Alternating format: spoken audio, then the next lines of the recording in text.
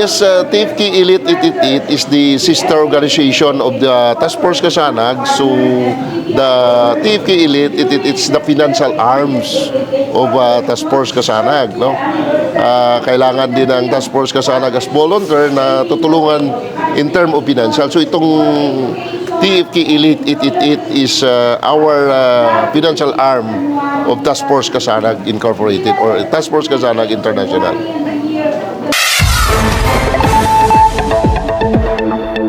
So kaya yung korupsyon sa Pilipinas ang nagtatanggol ang magagaling na mga law firm.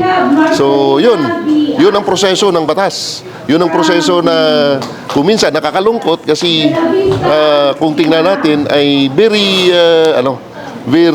unfavor to the part of the government, no? Kasi may nakita ba tayong congressman na nakulong na habang buhay, no?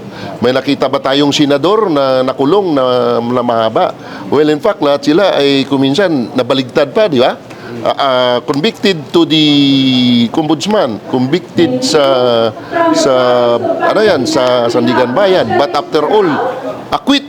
Kung minsan nakliminsi pa. So that is the due process. So nakakakalungkot but we are still fighting, no? Sabi ko nga, kung hindi man natin makaya dahil maraming pera o hindi man natin makaya dahil may influence, at least we are there to fight against them.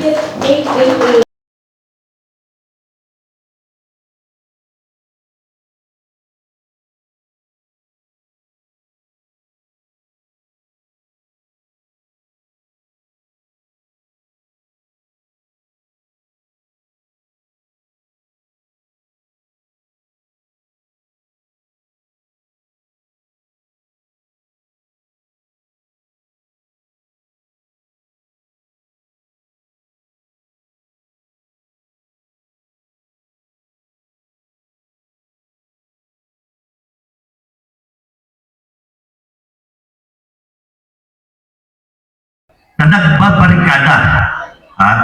At salamat naman, parang pinatigan tayo ng Diyos na medyo natigil temporarily yung mina.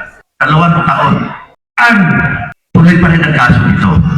Ang masasabi ko lang sa bawat taga San Fernando, Sibuyan, dito sa San Fernando, nakasalalay sa bawat isa sa atin